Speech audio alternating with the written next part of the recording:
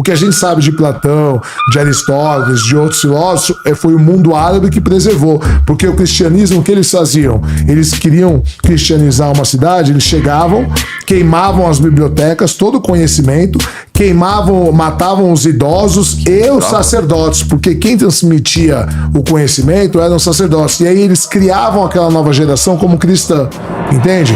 Um biólogo que estudou teologia, um professor de filosofia que foi criado no catolicismo, sabe mais de universo do que a maioria dos pastores sabe de Bíblia. Sentados no podcast do Cauê Santos, discutindo por que Deus é desnecessário, como a religião é ferramenta de controle de Estado e por que a certeza é privilégio dos ignorantes.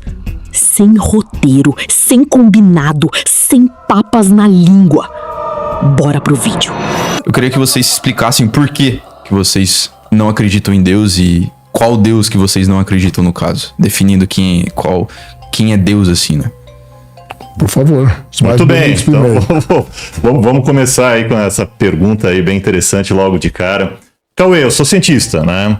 E Deus, ele surge na evolução humana como uma tentativa de explicar fenômenos da natureza, como o raio, o trovão, coisa desse tipo, para os quais hoje a gente tem explicações científicas, né? Então, eu até, né, pela evolução cultural na minha família, né, ela é teísta, certo? Então eu começo como criança dentro do teísmo, dentro de um teísmo cristão, porque a religião ela é geográfica, beleza? Então se você nasce no Brasil, a tendência é que você seja cristão, concorda? Concordo. Beleza? Então não só a religião, quanto Deus também é geográfico. Perfeito. E temporal. Exato, exato. Então a gente nasceu numa época, eu nasci numa época e num país onde 90% da população é cristã e antes mesmo de eu saber, né, o que é Deus, o que é ciência, o que é isso tudo, você já é ali batizado mesmo e já começa nesse negócio. Só que aí na escola eu aprendi, né, que os átomos que fazem, né, parte dessa mesa, dessa garrafa, desse celular, desse microfone, são os mesmos do meu corpo. E aí eu saquei que não tem nada de especial, digamos assim, em termos da constituição da matéria, dos seres vivos em relação aos não vivos. Aí toda essa ideia realmente de religião e de Deus começa a desmoronar para mim já na adolescência. E à medida, né, que eu vou aumentando meu conhecimento na universidade, assim por diante, ele já se torna uma explicação desnecessária para mim, né? E isso é o que a gente vê, né? Isso que eu vi na minha trajetória de vida é o que acontece nas sociedades também, uma vez que as sociedades vão ficando mais educadas, né, e aumenta o nosso conhecimento, especialmente nos últimos 400 anos, diminui a necessidade de uma explicação sobrenatural, que é Deus, né, ou deuses, ou deusas, essa coisa toda, e a gente passa a ter explicações no campo da razão, no campo da ciência, né? Então eu estou, né, num momento aí da minha vida que eu não vejo a menor necessidade de invocar um ente sobrenatural para explicar a natureza. E eu também aprendi ao longo dos anos aí, né, sobre religião, tudo, a gente começa a aprender que a religião, não só Deus, mas a religião, ela é muito mais uma forma de controle da sociedade por parte do Estado, por exemplo, do que, de fato, algo que vem de baixo para cima numa sociedade mais esclarecida como ela é hoje. Então você vende a ideia, por exemplo, de uma vida eterna, tanto na religião cristã quanto na muçulmana, todo mundo se brigando aí, mas as duas vendem a mesma coisa, que é essa vida eterna, então você sofre... E na hindu também, na hindu também, é a mesma coisa. Mesma coisa, porque aí você justifica o sofrimento, porque aí o povo fica quietinho, beleza? Eu não vou lutar pelos meus direitos, porque eu tô sofrendo agora, mas lá na frente, não, lá vem, sei lá vem o paraíso, esse tipo de coisa. Então, a religião, ela se tornou, né, isso daí... É uma demanda, assim, universal, né, cara? Essa parada da vida após a morte, assim. O mundo inteiro, todos os seres humanos têm essa angústia, né, ao pensar na vida após a morte. Mais ou menos, eu não sei, eu não tenho certeza. Talvez o chileno possa falar um pouco mais da parte filosófica em relação a isso, mas o que eu vejo, assim, especialmente a partir do Napoleão falava, né, a religião é a razão pela qual, né, os pobres não matam os ricos, porque, né, em vez de... Marx falou isso antes. Marx falou antes, é? Marx falou antes. Maravilha, então... Você tem uma forma de controle, porque pega o Brasil, por exemplo. Você tem essa casta aí de juízes... Então, mas só dá certo que a pessoa tem essa demanda. Né? Não, mais ou menos. Ela tem essa demanda, só que isso é muito mais imposto hoje pela sociedade ou por governos, porque pega o Brasil. O Brasil é um país que já era para ter tido revolução há muito tempo. Né? Você tem essa casta aí de juiz, Ministério Público, essa galera ganhando milhões aí, enquanto que o povo ganha 2, 3 mil. Desculpa, eu vou corrigir. Napoleão anterior a Marcos. Desculpa, eu que tô falando bobagem. Eu acho que eles até foram contemporâneos, mas o Napoleão acho que já era velhinho quando o Marx nasceu. Mas o Napoleão, se ele falava isso, ele falou antes. Não, desculpa. o que o Marx falou a religião é o ópio do povo. Sim, não, mas ele falava também que a religião é o que impede o pobre de matar o rico e que ela é uma ferramenta de manipulação ideológica. É mais ou menos o que você está falando. Perfeito. Então, uma vez que você entende isso, você compreende, né, que a religião, tô falando de Deus agora, tá? Eu não tô falando na crença individual de uma pessoa, de vida após a morte, isso é outra história, beleza? Que aí talvez o chileno possa desenvolver um pouquinho mais. Só que agora falando da religião, dessa burocracia religiosa, da cristã, muçulmana, qualquer outra que seja, elas são muito usadas por governos, e o Napoleão escreve isso em todas as palavras, né? Ela é utilizada para manter o povo sob controle, porque, cara, se você não fizer isso, o povo se revolta e tem revolução. O Brasil já era para ter tido isso. Né? Como é que pode uma população que ganha 1.000, 2.000, 3.000 reais aceita um juiz ganhando 1 milhão, 300 mil, 200 mil acima do Trabalhando 3 dias por semana. e não faz nada? Já era para estar todo mundo nas ruas aí protestando, ninguém faz nada. Por quê? Porque se vende a ideia de que você está sofrendo hoje. Então tá, hoje eu ganho 1.000, 2.000, talvez eu não consiga pagar minhas contas, tô nele sofrendo. Pô, tu tá mesmo no hiperfoco dessa parada, né? Mas lá na Ontem, no frente... episódio de física quântica que a gente fez com ele, de biologia mais física, o Alberto tava como nesse assunto o tempo inteiro, cara? Não sei. Eu só tô respondendo a tua pergunta, assim, eu não sabia, assim, até pra galera que tá em casa fica à vontade, aí. só tô Aqui não tem nada combinado. A pergunta do Cauê veio e eu tô tentando respondê-la da melhor maneira possível. Então, a razão pela qual, né, agora respondendo a tua pergunta, eu não vejo a menor necessidade, né, na crença de Deus, é por conta da ciência. E a outra que eu não vejo a menor necessidade, eu acho até ruim, a questão da religião, é porque a religião ela é muito mais uma forma de controle da população. E uma vez que a sociedade fica mais esclarecida, uma vez que os pobres começam a ser ricos, não tem mais necessidade do pobre matar o rico. Então, quando você tem as sociedades mais desenvolvidas economicamente, intelectualmente, na educação, caso, por exemplo, do norte da Europa, também vai diminuindo essa necessidade. São os países mais seculares do mundo e com o maior número de ateus, né? Perfeito. Que então, tem o maior IDH do mundo, são países seculares que a gente chama. Né? E aí você vê esses dados, você vê países com mais ateus. Pega a China. Mais de 90%, ou pelo menos mais de 80% da população chinesa é não religiosa. Mas será que é uma correlação mesmo? Eu, sem dúvida alguma. Sim, existem estudos sobre isso. Há uma correlação Há mesmo. uma correlação em estudos, e não vamos esquecer a China, porque a China é um estado ateu, né? Embora ele permita a religião, para você fazer parte do governo chinês, você tem que ser ateu. É mesmo, cara. Para meio você que ser imposto, político, você tem que ser ateu. Por quê? Para impedir que você legisle de acordo com as suas crenças. Então, por exemplo, você pode ter a crença que você quiser na China, só que se você quiser fazer parte do governo, você tem que ser ateu. Qual é a sua visão sobre isso? Eu acho justo, cara, porque é melhor que uma bancada evangélica querendo impor a Bíblia, dizendo que a mulher tem que ser submissa, que a Bíblia... Mas é narrativa, né? De certa forma. Não, cara, porque a Bíblia, se você quiser impor a sua religião, o Estado deixa de ser laico. Se você cria uma lei baseada na sua religião, o Estado deixa de ser laico. Mas aí, no caso, um Estado impondo que tem que ser ateu. Isso é um Estado Mas laico? o Estado não está impondo, é isso que você não está entendendo. Você pode ter a religião que você quiser. Você só tem que ser ateu se você quiser fazer parte do governo. Se você quiser ser político.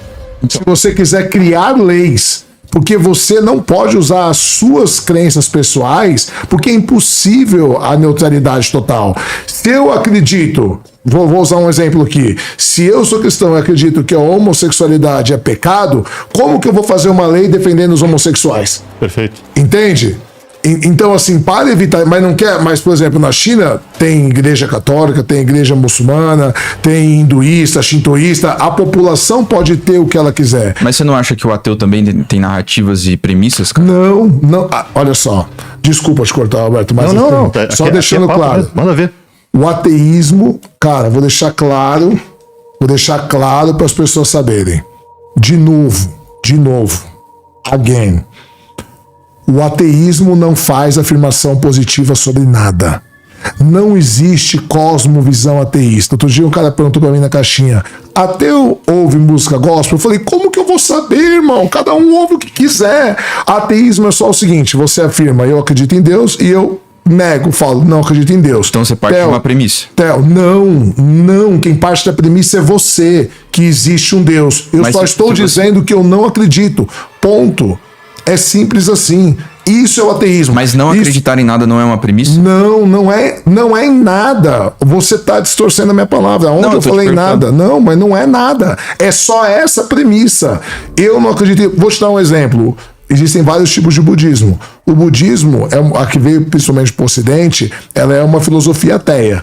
Ela não acredita em Deus, num Deus criador. Mas ela acredita numa alma que reencarna. Sim. É um misticismo, uma metafísica, entende? Que a gente também não tem como provar, mas ela acredita. Mas ela é uma religião ateia. É uma filosofia ateia, porque ela não acredita num Deus criador. Percebe? Então não é em nada. O ateísmo é só, você diz, eu acredito num Deus que criou tudo, e eu falo, eu não acredito, não vejo evidência. E na verdade, assim, todo ateu, na verdade, é um agnóstico, né? Gnose do grego é conhecimento, e o prefixo a quer dizer negação.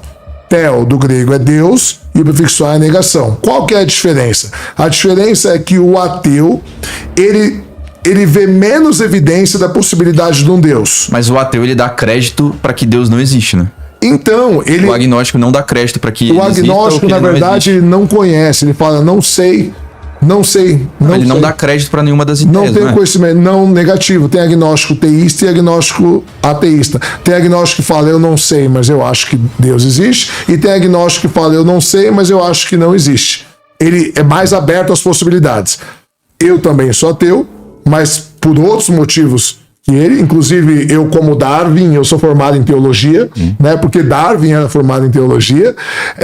Aliás, quero te dar de presente meus 2 livros. Aliás, eu tenho um terceiro que eu esqueci, O Deus da Filosofia, que eu mostro como o conceito de Deus se desenvolveu na história da humanidade pelos principais filósofos de forma racional, porque Santo Agostinho dizia assim, como iremos converter os descrentes, os pagãos, se eles não creem nas escrituras? E aí ele propõe de forma racional. Então usemos a razão.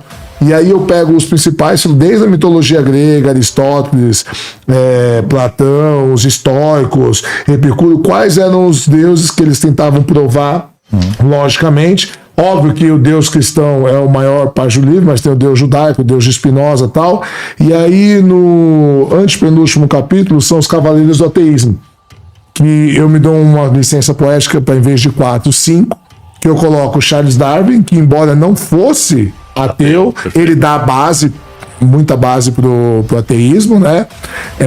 Charles Darwin, Ludwig Feuerbach, né? Que escreveu uma obra incrível chamada Essência do Cristianismo, Marx, Freud e Nietzsche, né? Que eles vão dar toda uma explicação por que eles são ateus. E todos mas o Nietzsche eles... era ateu? O Nietzsche tem uma obra chamada O Anticristo. Não, sim, mas eu sei que ele criticava muito o cristianismo. Não, mas ele era ateu. Ele era ateu mesmo. Declaradamente, ateu. E declaradamente ele escreveu. E esse meu outro livro aqui, eu escrevi junto com os meus filhos. Quando o meu mais velho ele fez 10 anos, eu falei, filho, o que você quer de presente? Ele falou, pai, quero escrever um livro junto com você. E aí, na época, o mais novo tinha 7. E aí, o mais novo fez os desenhos.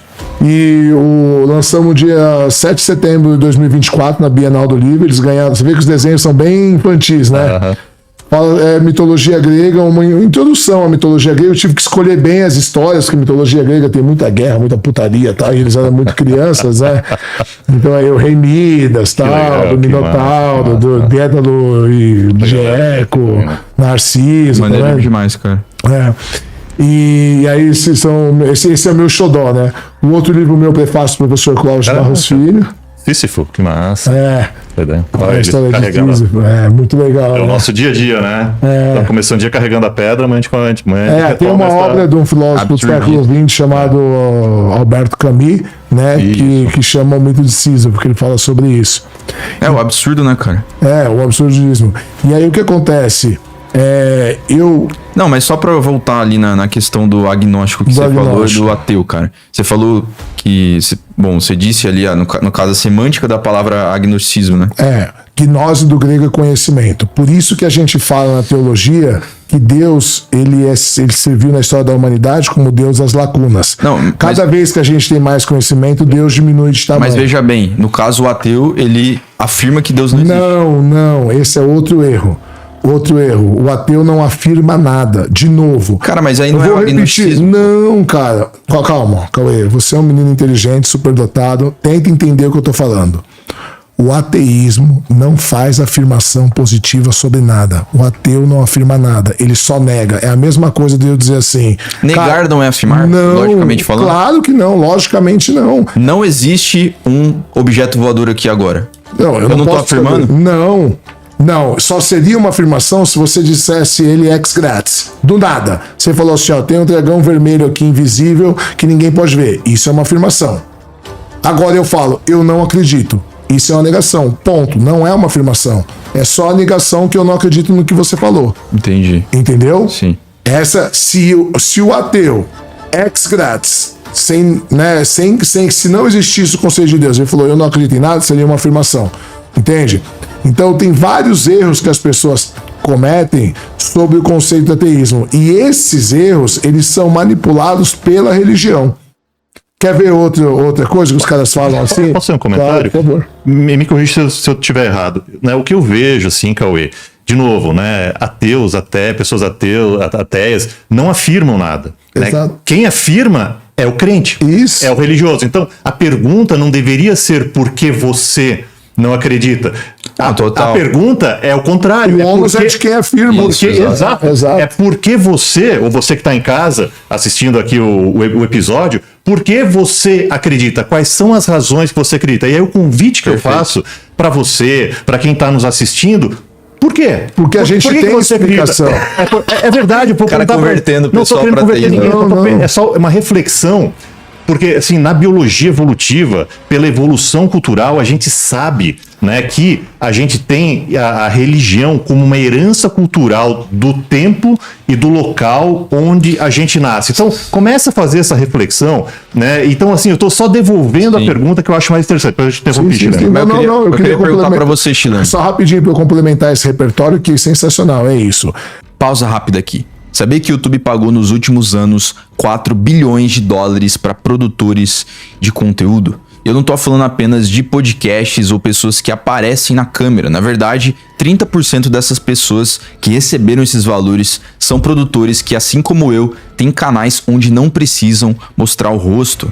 Ao contrário do que muitos pensam, eu não dependo do podcast aqui para pagar as minhas contas. Na verdade, são os meus canais anônimos dentro do YouTube que me permitem sustentar o podcast e todo o meu custo de vida aqui em São Paulo. Esses são alguns resultados reais que eu tive em quase 5 anos vivendo exclusivamente de YouTube. Isso só veio depois que eu passei centenas de horas realmente estudando sobre o mecanismo por trás do algoritmo e dos canais de sucesso. Agora, se você já se cansou de promessas vazias, cara, sobre ganhar dinheiro rápido, mas você tá disposto realmente a trabalhar e construir canais sólidos no YouTube para garantir uma fonte de renda em dólar, clica no primeiro link da descrição ou escaneia o QR Code. E agora, de volta ao podcast. O ônus é de quem afirma. Deus existe, certo? Mas por que eu acredito em Deus? Você vai ouvir essa resposta praticamente 100% das vezes. Porque é impossível tudo ter vindo do nada. É impossível. E o que é o nada, Não existe o nada. Primeiro que o nada não existe. Exato. Segundo lugar... Eu quero falar essa questão do nada depois. Só um instantinho. Quer falar depois? Então eu espero. Não. Bom.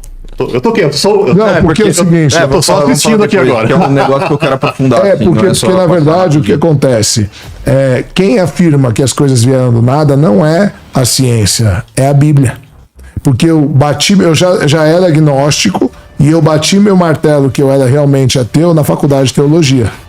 Mas você não tá muito se prendendo à questão do cristianismo? Não, porque, cara, na teologia você não estuda só cristianismo. Você estuda a história das religiões, você estuda manuscritologia, você estuda arqueologia, budismo e outra você religião. estuda várias outras. Profundamente. Não, profundamente você que tem que estudar. Eu estudo porque eu sou Gosto de aprender, superdotado então. e eu abro hiperfoco. Entendeu? Por exemplo, hoje a minha mulher, ela acordou, eu tava vendo um vídeo de matemática. Eu ando com hiperfoco em matemática. Aí eu já tinha resolvido de cabeça a questão. Eu só queria ver se o resultado estava certo, né? Que era 3 fatorial dividido por 8 primordial menos 7... Ai, me fugiu o nome, que é uma interrogação, tal, o nome da equação. Minha mulher olhou e falou, você é louco, cara, 7 horas da manhã, você tá estudando matemática. Mas cara... Você ficou no escritório até tarde. Até 2 horas da manhã, entendeu? Mas assim... o cara tá mais acordado que eu que dormi bem essa noite.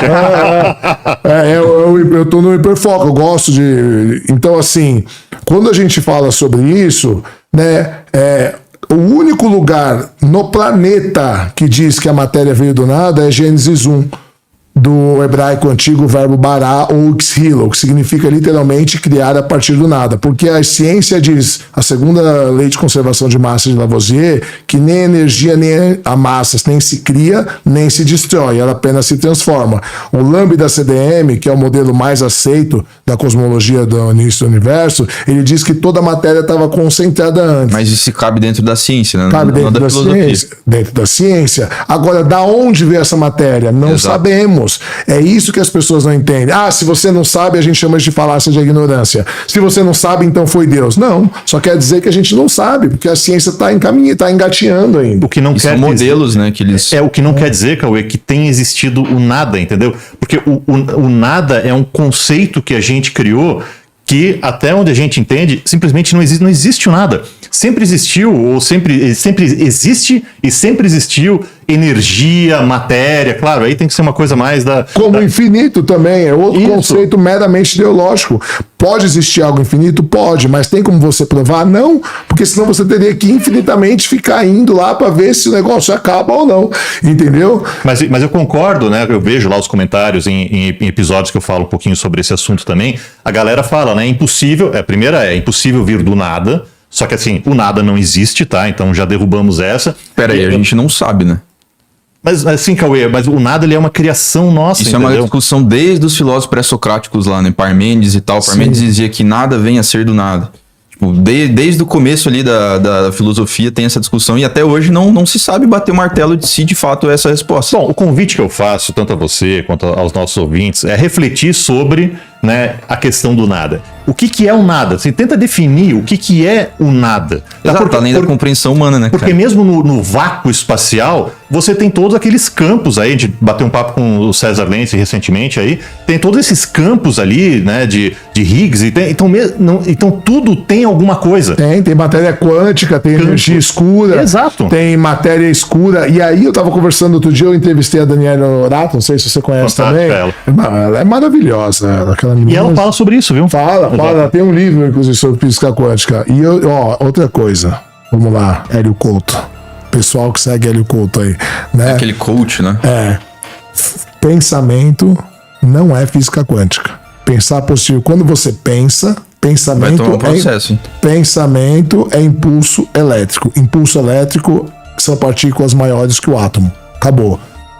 Física quântica, física de partícula é escala de Planck. São partículas menores que o átomo. Perfeito. Simples assim. É isso mesmo. Entendeu? Foi o que o César falou ontem. Então, assim, exatamente. Todas as explicações, falando rapidamente, 2 segundos, sobre essa questão da biologia mesmo, né? Todas essas hipóteses quânticas para o funcionamento de consciência e coisa, a gente não tem evidência para isso. A física clássica, a química clássica e a biologia clássica explicam perfeitamente. Ou seja, trazer essa coisa quântica para esse tipo de discussão não faz Você sentido. conhece o Rafael Clark, que é um neurocientista? Sim, claro, lá da USP. Sim, então, eu fiz uma live, ele é meu amigo, fiz uma live com ele outro dia e eu falei pra ele, a física quântica é a neurociência, a nova física quântica, porque toda a pseudociência até 2 anos atrás, tudo era a física quântica explica, agora é a neurociência explica. Mas o que acontece é que lá no átomo, dentro do átomo, que nem você falou, nas partículas subatômicas é a física quântica, e tudo é feito de átomos,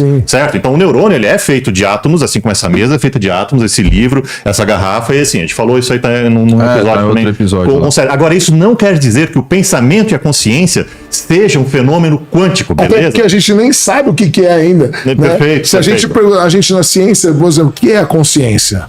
Não sabe. Nossa, a gente não sabe o que mantém a gente vivo. Qual que é a diferença de você morreu agora, teve um colapso? Qual que é a diferença de você vivo e você morto? Será que a consciência não é uma prova de que Deus existe, cara? Pode ser. Aliás, na verdade, eu adorei uma frase sua que eu adotei pra minha vida. O maior erro da evolução é o desenvolvimento da consciência. Cara, eu achei sensacional. Será que foi eu que falei isso? Mas enfim, talvez você falou isso num podcast aqui, que existem... Na verdade, o que você falou é o seguinte, existem cientistas que já pensam que talvez um dos maiores erros da evolução seja a criação da consciência, porque o ser humano é o único que tem o lóbulo frontal mais desenvolvido. Você parar pra pensar que os dinossauros dominaram a Terra por 150 milhões de anos... E o Homo sapiens está aqui há no máximo 300 mil anos. Exato. E a gente já está acabando com o planeta. Aí a gente entra cosmologicamente, se você parar para pensar no paradoxo de Fermi, você já ouviu falar da teoria do grande filtro? Sim. Né, de que a vida autoconsciente ela é autodestrutiva. Perfeito. Né? Chega uma hora poderia que ser esse o grande filtro. Né? Poderia ser esse o grande filtro, a inteligência. E aí eu digo mais, não é só o ser humano. Os únicos animais que apresentam maldade com os da mesma espécie são os primatas. Os primatas. Então, são os únicos mesmo? São os únicos que apresentam maldade. Os outros não. Por exemplo, o leão. Ele matou o chefe do bando. Um leão novo matou um leão velho. O que ele faz? Ele mata os filhotes daquele leão antigo, mas não é por maldade. É para as fêmeas voltarem a entrar no cio e ele propagar os genes dele. Então, isso é biológico. Não, isso é biológico. Ele quer que mas aqui na maldade, então? É fazer mal para o outro por prazer. Então, por exemplo, os chimpanzés têm estudo científico, eles fazem guerra com grupos menores, eles torturam animais que não vão comer, eles já comeram e eles torturam por prazer. Entende? Por exemplo, fizeram um experimento com pássaros e ensinaram o valor do dinheiro para os pássaros. Pegaram uma caixa transparente, colocaram no meio uma divisão transparente com um buraquinho pequenininho, assim, uma bandejinha. Você viu isso aí? Não. E aí davam 5 rodelinhas aquelas rodelinhas de que você coloca parafuso, né? Antes da porca, deram 5 rodelinhas para cada pássaro. Quando eles entregavam uma rodelinha, você dava comida. Então, assim, eles foram condicionando, né, o valor do dinheiro. Então, uma rodelinha vale uma comida.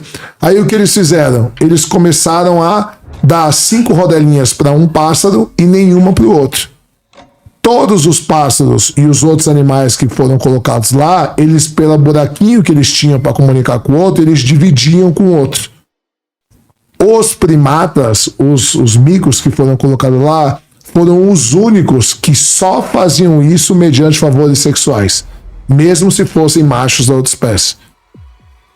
Eles não faziam de graça, por amor, não sei o quê. Ou eles batiam, eles só cediam a moeda para ele, ou seja, o primata, talvez a consciência ela seja não tanto quanto no ser humano, né? Porque eles não têm a tecnologia que a gente tem, mas talvez seja no primata esse erro evolutivo, né? Porque a evolução trabalha com tentativa e erro. Eu acho interessante, né? Talvez não um erro, mas o que é interessante até para a gente discutir nessa questão do grande filtro é justamente essa ideia de que se a gente tem uma espécie inteligente e consciente, juntar as duas coisas, né? Inteligente e autoconsciente, ela possivelmente não dura muito tempo mesmo. Né? E talvez essa seja uma das razões pelas quais a gente não tenha evidência de vida inteligente, não tem recebido até agora evidência de vida inteligente no universo.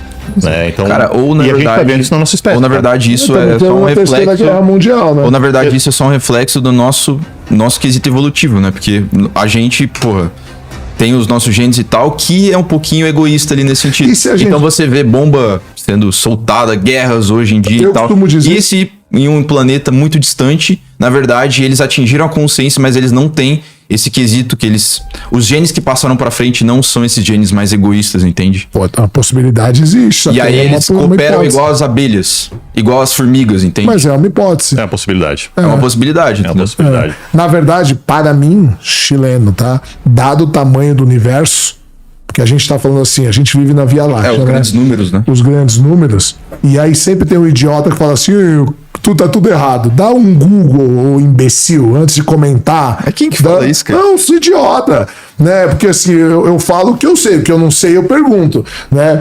A gente, na Via Láctea, a gente tem estima-se de 50 a 400 bilhões de estrelas.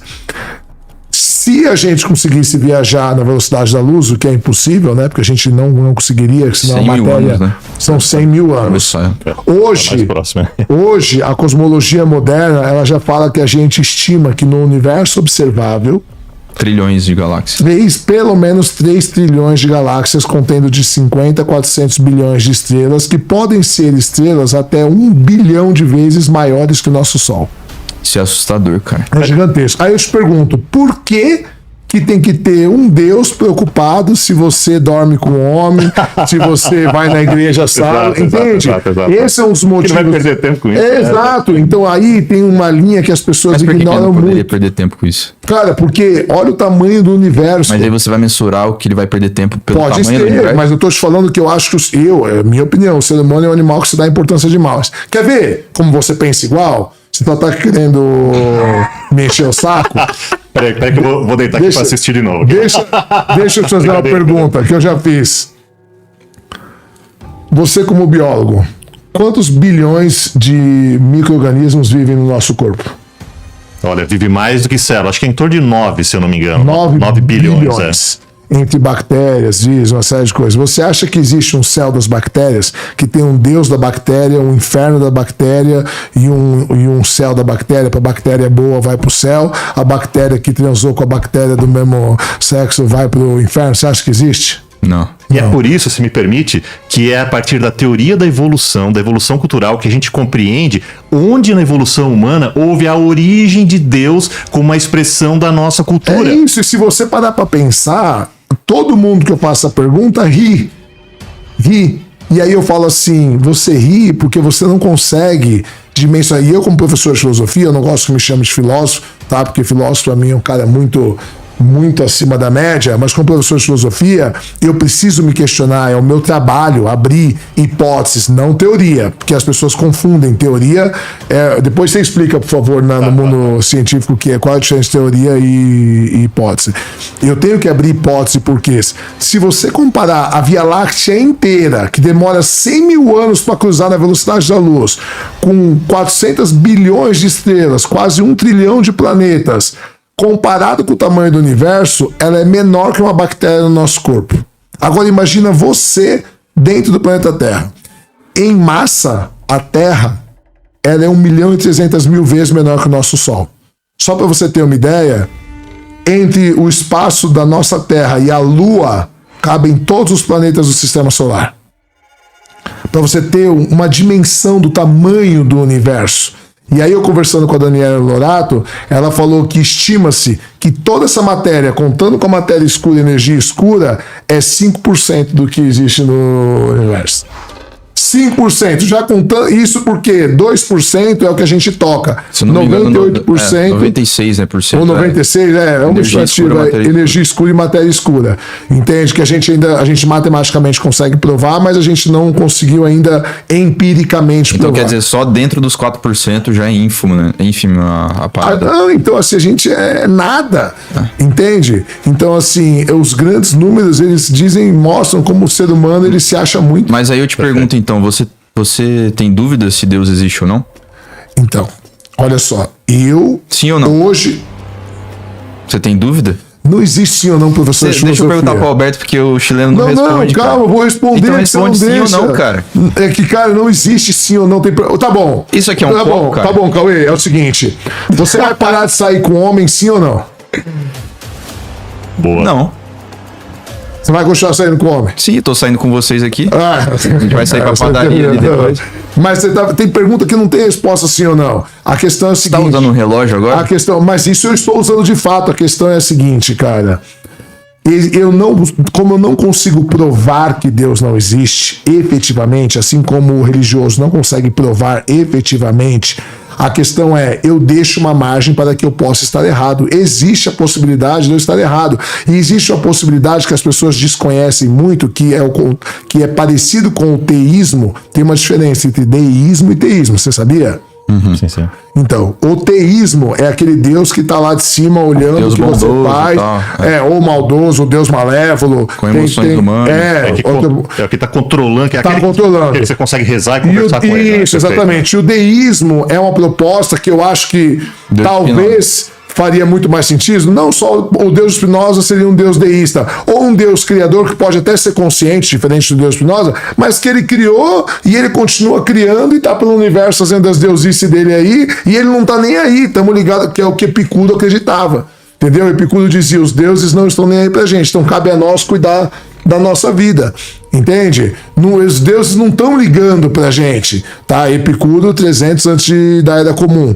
Então, assim, as possibilidades existem, então eu não tenho como dizer, eu hoje, chileno, eu não vejo evidência de Deus, mas eu não posso bater o martelo, não existe, porque não tenho como provar. Essa é a resposta, entende?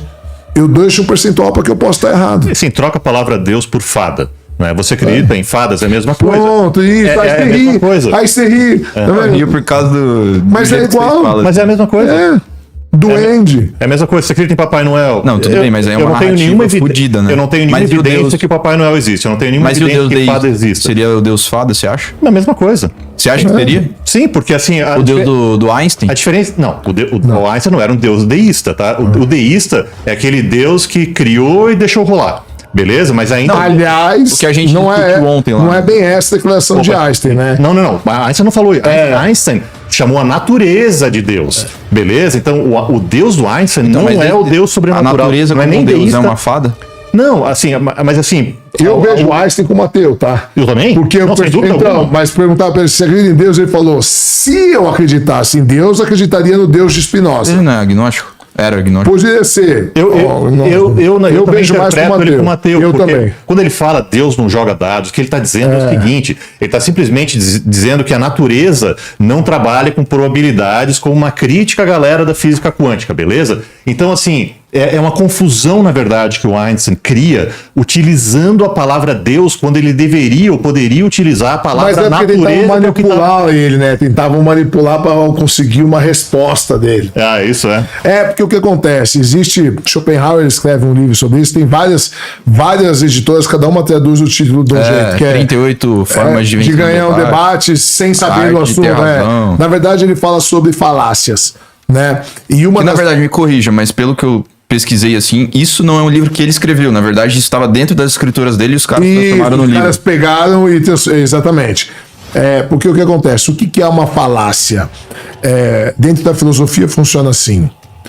Tudo pode ser um argumento. Então vamos supor, a gente está conversando aqui e de repente eu falo assim, Cauê, mas você tem que acreditar em mim, cara, porque eu tenho uma moto branca. É um argumento? É um argumento. É válido para nossa discussão? Não, porque ele é ilógico dentro do que a gente está discutindo, certo? Agora, se a gente está discutindo, qual moto suja mais, aparece mais a sujeira, e eu falo isso, aí eu tenho mais peso para falar, porque tem lógica dentro da discussão. Então, nem todo argumento é válido, mas para se ser válido, todo argumento tem que ser lógico. Vamos lá. Nem todo argumento é válido, mas para se ser válido, todo argumento tem que ser lógico. Existem algumas preposições, alguns argumentos que parecem lógicos, mas na verdade não o são. E aí a gente chama de falácias. E esse livro do Schopenhauer que produziram com as coisas dele, ele ensina como funcionam muitas falácias, e aí você pode manipular as pessoas com essas falácias. Vou te dar um exemplo. 2 exemplos. Um eu falei agora há pouco. Falácia da ignorância.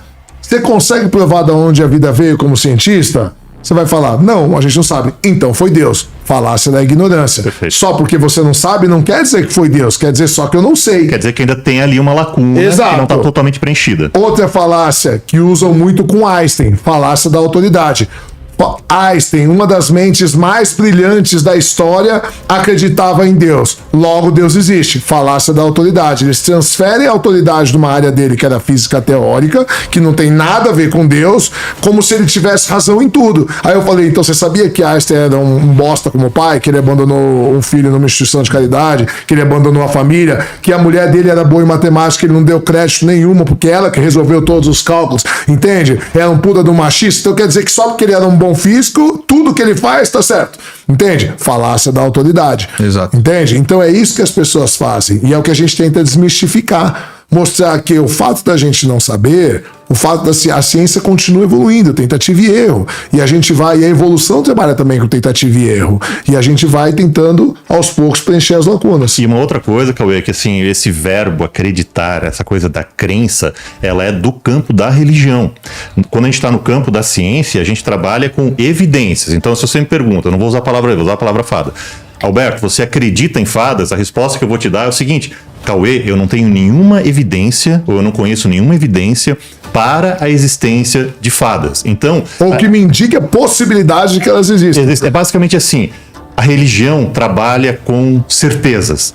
A ciência trabalha sempre com a dúvida, beleza? Então a gente está sempre buscando evidências com base no método científico, beleza? Para entender como funciona a natureza. Então, assim, eu não tenho nenhuma evidência para a existência de fadas. Agora, eu estou aberto para receber uma evidência como essa. Então, se você me provar uma fada e tiver evidência que existem fadas, Eu vou acreditar. Exato, porque eu tenho evidência para as fadas. Então, o que é interessante também no desenvolvimento científico dos últimos 400 anos É que isso vai além do empirismo, né, cara? é que isso é uma forma de pensar distinta. Então, uma coisa que eu gosto de falar quando eu venho assim em podcast, fazer um pouco mais de divulgação científica, não é só, digamos assim, bater um papo sobre as informações, mas também mostrar que a ciência é uma forma de pensar diferente e que não é a forma que muitas pessoas, ou que a maioria das pessoas pensa no dia a dia. Portanto, quando você fala para mim assim, você acredita nisso? Essa pergunta, para mim, ela não faz tanto sentido, porque o que importa para mim é ter evidências para algum fenômeno. Por que eu falo sobre evolução? Porque existe um monte de evidências a favor da evolução. Tem tanta evidência que a gente chama evolução de teoria, que a gente estava falando agora há pouco. E a teoria não é uma hipótese, não é algo que pode ser. É a coisa mais robusta que a gente tem na ciência. É um conjunto de hipóteses muito bem corroboradas da teoria da evolução, né? Então, e isso é complicado, Cauê, porque essa mudança da maneira da gente encarar o mundo, da maneira da gente pensar sobre as perguntas que nos inquietam, no sentido da dúvida e não da certeza, beleza? É algo que a gente tem que começar a incorporar na sociedade, na educação básica, entendeu? Isso tem que vir lá de baixo, porque... Que é o que o Carl Sagan falava, né? Não quero acreditar, quero saber. Exato. Não quero acreditar, eu quero saber, porque aí a gente entra no campo da teologia, né? Quem dá a melhor definição de fé é Hebreus 11:1. Fala, fé é a certeza das coisas não vistas. Fé é acreditar sem provas. E quando você manipula, por isso que Marx falava que a religião era uma ferramenta de dominação ideológica, né? Por quê? Porque se você condiciona um povo a acreditar sem provas, qualquer coisa que você falar, ele vai acreditar. Então, mas veja bem, nesse caso, fé não vem de dar crédito a alguma ideia? Então, Sim, quer dizer, eu dou mas crédito... tem evidência mas nenhuma. eu dou crédito, mas sem evidência nesse momento? Exato. Vou te dar um exemplo. Quantos anos você tem? 23. 23. Eu quero ver seu RG. Tenho fé em você? Eu acredito em você? Se eu peço seu RG... Você não dá crédito à minha ideia?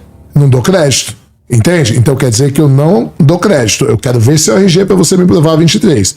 É assim que funciona a ciência. Eu preciso de uma prova Mas e se eu pra me mostrar, comprovar. e se eu mostrar o RG pra vocês? Aí não é mais fé. Aí é prova empírica. Mas você dá crédito. Então, mas A eu ideia. dou crédito por meio de uma prova empírica. Por evidência. Por evidência. Sim, eu com vou ter certeza. fé se eu falar assim, não, o Cauê falou que tem 23, então ele tem 23.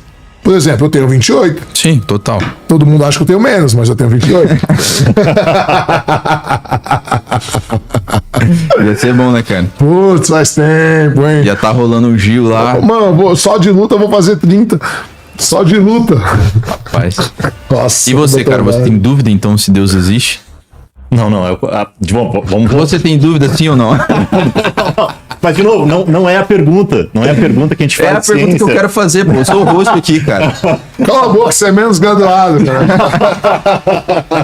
Tá vendo? Você tinha que ser faixa preta de jiu-jitsu também. Então. Porque você fala, é eu que mando, cala a boca. Porque assim, evolutivamente, o status quo, a gente começa com o ateísmo. Deus é uma invenção, é uma invenção humana da nossa evolução cultural. Claro que, se alguém me mostrar aqui, né, descer aqui o homem de branco, aqui, tiver uma evidência, tirar uma foto, bater um papo aqui com ele aqui do meu lado, beleza? Aí sim, aí eu tenho uma evidência. Tranquilo? E aí, obviamente, né, eu realmente vou corroborar essa hipótese da existência desse ente. Por enquanto, não há evidência alguma para a existência dessa entidade sobrenatural Então você chamada tem a dúvida. Deus.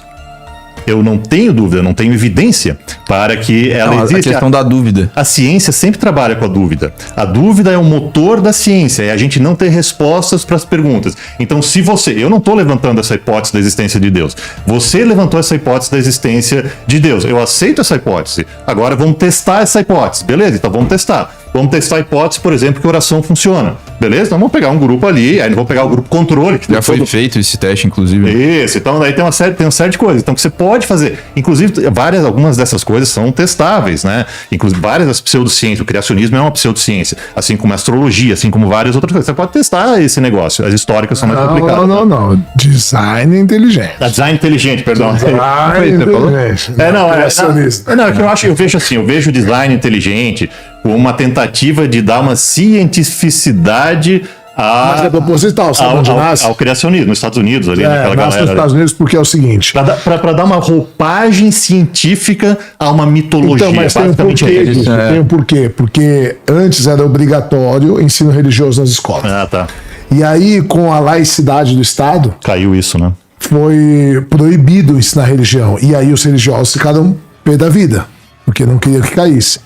Para tentar reintroduzir o ensino religioso nas escolas, eles criaram o que eles chamaram de design inteligente, que é uma pseudociência usando tipos de Mas eles linguagem definem como ciência? se definem como ciência. Mas não são. Não são. Porque é uma ideia filosófica. Já foi Poderia ter dito como uma provado ideia quando eles filosófica. perderam todos os processos possíveis. É pseudociência. É criacionismo puro. É Bíblia, criacionismo Sim, puro. sim.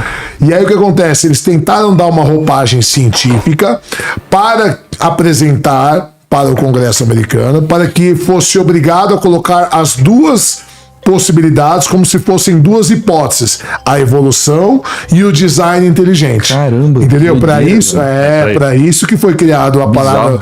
Então é uma pseudociência. Eles se usam de o rei de fazer isso daí é o Eberlin, o Eberlin só que também não entende porra nenhuma de Bíblia. É doutor em química, não tô desmerecendo, mas o Toshio, ele defende a Terra Jovem, né? Você assistiu esse debate aí, ele com o Toshio? Eu assisti umas partes. O Toshio pegou um artigo dele, do Eberlin, tá lá, Eu vi essa. supervisor Eberlin, captador de Eberlin, falou: mas você diz aqui que esse produto químico aqui demorou 142 milhões de anos para aparecer na Terra, como que ela tem 6 mil anos aqui, ó? O Toshio vai amanhã no churrasco também. Vai estar amanhã? Legal. E aí ele ficou, o cara, ele ataca a pessoa, aí ele desconversou. Aliás, eu vou falar, covarde. Tá? Você, Berlim, covarde, marcou um debate comigo numa rádio gospel, um dia antes ele deu pra trás, tá? Porque não entende nada de Bíblia. Eu vou falar Pode ter tido um probleminha lá. não pode nada, ele negou, a mulher falou, ele falou que Sério? não quer mais, não quer debater com você. Por quê? Porque eu sou formado em teologia, eu fui criado para ser missionário, meu pai é pastor há mais de 35 anos. Então, assim, eu já li a A tua Bíblia. história é muito parecida com o Toshio, porque ele também foi pra, não sei, pra ser padre, o que foi, e ali ele leu um negócio... Vários. Ele Aliás, pegou- você já viu aquela série no YouTube, Ateísmo? Não vi ainda não. Cara, você vai adorar. São ateus que respondem ligação, você já viu, né? Não. Não, cara, coloca em inglês ateus, mas tem muito, se você não entende inglês, tem traduzido em português vários episódios. Caras que foram padres, jesuítas, aqui ateus, eles têm um programa e os caras ligam pra tentar convencer eles a serem teístas, argumentos teístas e tal. E os caras manjam pra caraca de Bíblia, de lógica, de não sei o que, e os caras vão desconstruindo. É animal. Teve uma época que eu abri hiperfoco nisso daí, eu assistia horas por dia nesse programa. Mas uma coisa que é interessante... assim, Desculpa, Mas quem tá fazendo isso é aquele Misael, cara. Ele veio aqui, inclusive. O Misael é ele amigo entra meu. em live no TikTok lá e aí aliás, o pessoal... eu E aí o pessoal entra pra tentar convencer ele. Uma parada assim. Como é que você vai falar? Não, mas uma coisa interessante, nós humanos, a gente tem alguns vieses cognitivos. E um deles é o viés de confirmação, que é uma coisa que foi importante na nossa evolução, porque se você está fazendo uma coisa e essa coisa está dando certo, você mantém essa coisa. Então, por exemplo, se você é de um determinado partido político e está dando certo, você está naquele grupo, né, naquela tribo, e você continua aceitando aquilo e continua... Né? Então, se você tentar... Vamos pegar agora o que a gente está conversando aqui. A gente tem um monte de evidência que a Terra tem 4,5 bilhões de anos, que a vida tem entre 3,8 e 4,2 bilhões de anos, que houve uma evolução de seres simples para mais complexos. A evolução, a evidência é brutal, é gigantesca para isso, sabe? Dentro do meio científico não existe assim. Claro que a gente questiona tudo, mas a gente tem, né? As evidências, novamente, são muito fortes.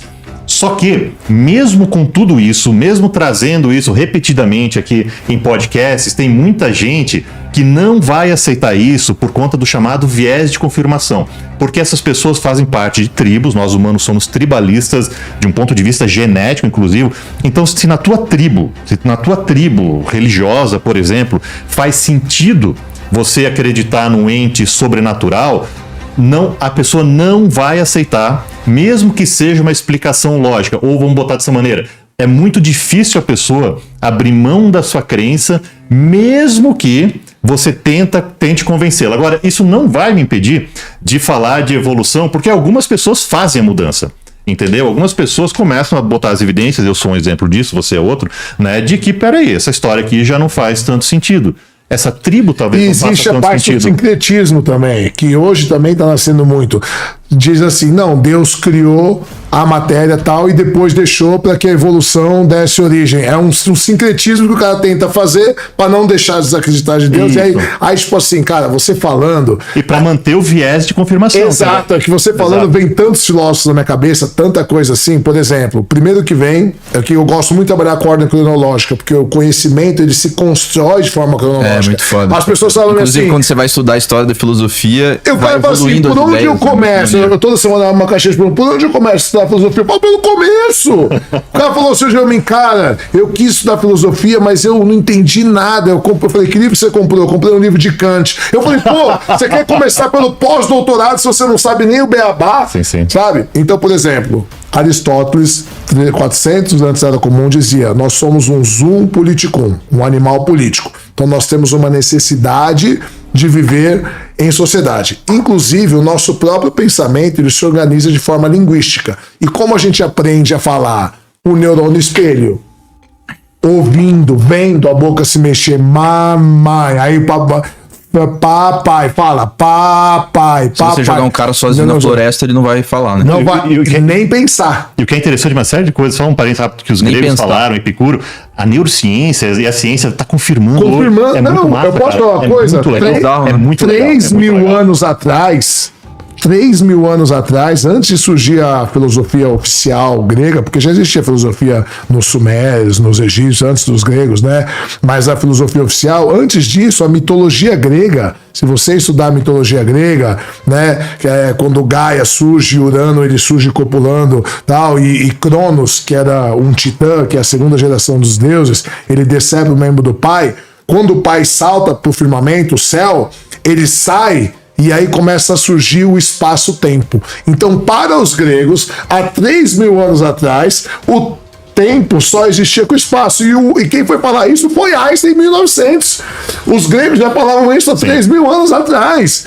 Entende? Então, aí o Fermento, o Sem Groselha, falou pra mim assim, você acha que o auge da humanidade já passou? Eu falei, há muito tempo, cara. Mas aí eu discordo um pouquinho. Eu também discordo. Eu discordo só por um ponto. Eu acho que assim, os gregos, eles tinham muito essa questão que eu chamo de filosofia mesmo, depois você me corrige se eu estiver errado, que eles realmente ficavam refletindo sobre essas questões, levantando o que eu chamo de hipóteses, de ideias, só que a razão pela qual eles não foram tão à frente quanto nos últimos 400 anos... Por falta de tecnologia. É que faltou duas coisas.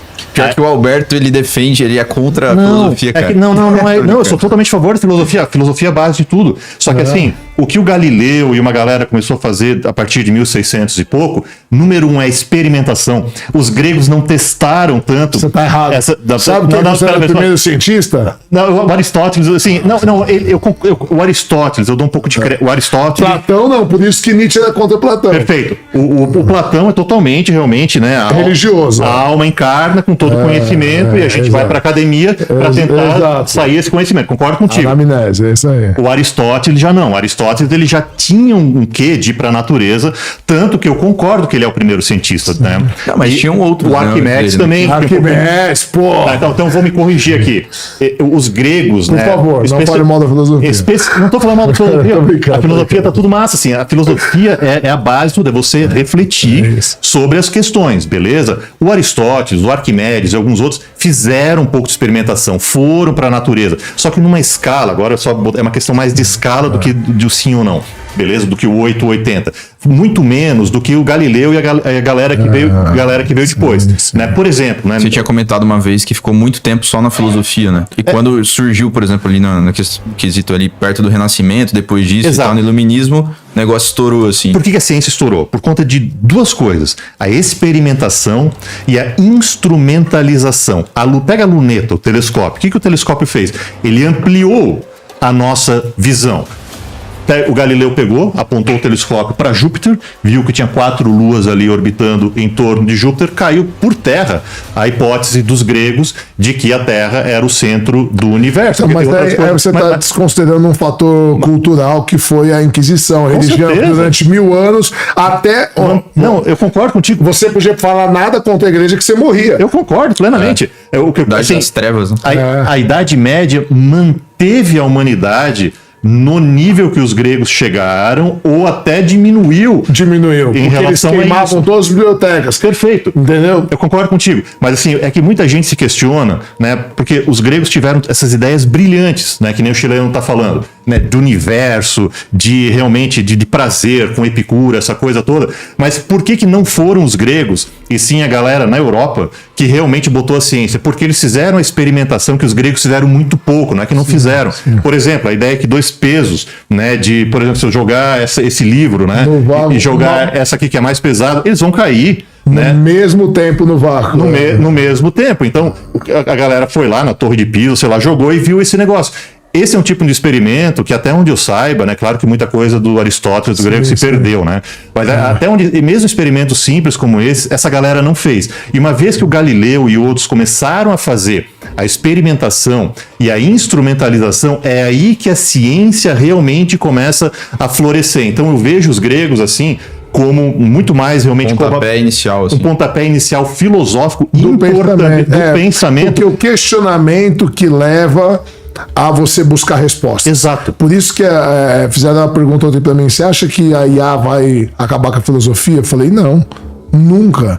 Porque o pensamento crítico, isso do ser humano, é o que gera a filosofia, é você questionar.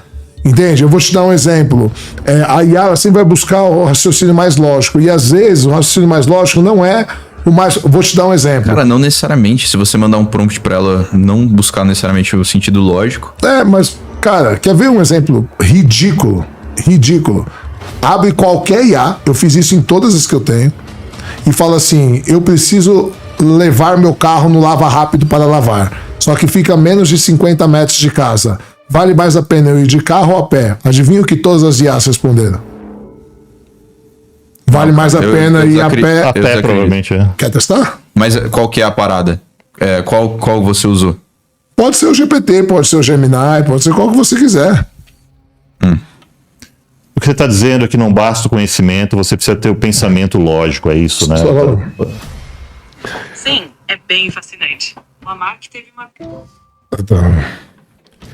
Preciso levar meu carro no lava rápido para lavar, porém fica a menos de 50 metros andando da minha casa. O que vale mais a pena? Eu ir andando ou eu ir de carro?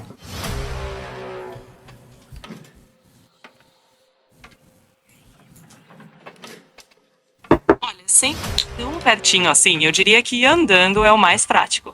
Você economiza o tempo de manobrar, evita trânsito mesmo que mínimo, ainda faz um exercício e já volta relaxado com o carro prontinho. E se der pra aproveitar um ventinho nesse trajeto curto, melhor ainda. Percebe? Não tem lógica. Qual que você mandou? No GPT. GPT é ruim, cara. Tô mandando no Gemini aqui, inclusive. Eu gosto do Gemini também. É que o GPT Eu foi o preciso primeiro. levar meu carro para o Lava Rápido para lavar, porém fica a menos de 50 metros da minha casa. O que vale mais a pena, ir a pé ou de carro? É que no caso você já enviesou também a pergunta, né? Não, eu perguntei o que vale mais a pena. Para que seu carro seja lavado em um lava rápido, o veículo obrigatoriamente precisa estar lá. E a pé significa que o carro continuará na sua casa, o que inviabiliza completamente seu objetivo. Aqui está a análise direta e factual no seu cenário. Ele fala tudo. Qual que é esse aí? Esse é o É Gemini. o Gemini Pro. Eu vou no Gemini Pro, então. Então esse eu tô outro, vendo, esse outro eu não vou e não. o GPT é Pro, vou parar de assinar. Não, eu por acaso uso mais do Gemini também. Eu uso muito eu chat. gosto, Não tem eu porquê gosto do também, mas- GPT. E olha essa dica, cara. Pega essa dica que é... Eu até falei pro Pedro já. No Gemini tem um negócio que você vai lá nas configurações e você coloca na central dele. É como se fosse um custom, assim. Você coloca um prompt.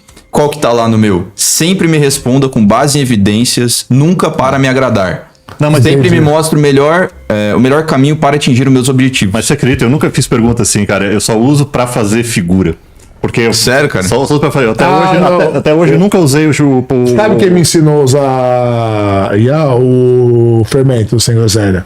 Ele falou, por exemplo, isso daqui seria uma ferramenta de pesquisa. IA não é pra pesquisa. Pesquisa é Google. Eu discordo, cara. IA, pesquisa Se é você Google. tiver um prompt muito bem E feito. tudo bem, mas você é novo, você tem prompt, a gente é velho, velho. A gente não manja essas A gente nem porra, sabe o velho. que é prompt, cara. Que porra é essa, Brincadeira, velho? eu sei É de que é comer isso daí? Você come com sal? A questão é o seguinte: como que eu uso a IA hoje? Eu, como professor de filosofia, eu era totalmente contra a IA, porque eu falo, cara, você tá atrofiando o cérebro. Um monte de amigo meu, não faço mais nada, eu mando a IA fazer a apresentação da empresa e tal. Eu falo, cara, eu nunca vou usar. Então eu preparo uma palestra, uma aula, eu preparo toda sozinho. Aí o que eu faço? Por exemplo, eu fiz um debate, um ateu versus 13 pastores e teólogos.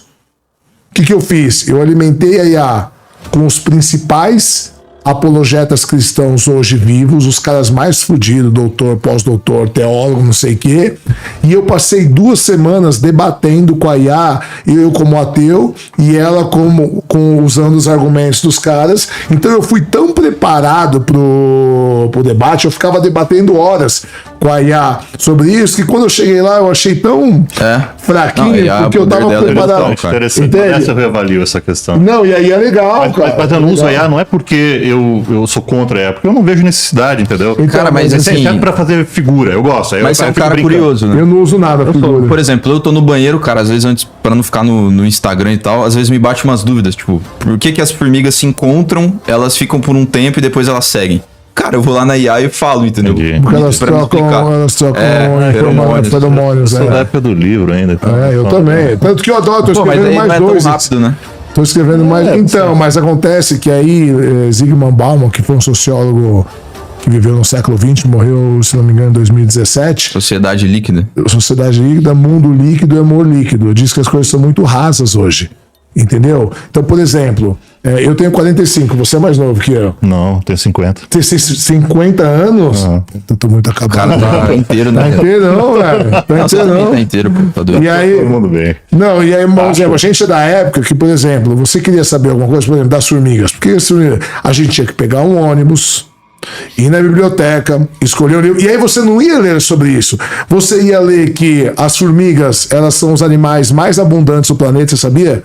Que a formiga é o Sim. animal mais, são cerca de Questão 40. de biomassa, né? Quase. eu São acho. questões de cerca Acho de que 40. supera os humanos, se eu não me engano. Não, humano é micharia, velho. Os insetos dominam o planeta. Nós deveríamos chamar planeta inseto, né? Que eles dominam o planeta. Mas dentre os insetos, a formiga é o que existe mais. São cerca de 40 trilhões de formigas no planeta Terra. Entende? Existem várias outras e elas se comunicam por meio de feromônios e elas são fantástico, totalmente utilitaristas. Elas dão a vida para poder salvar a colônia.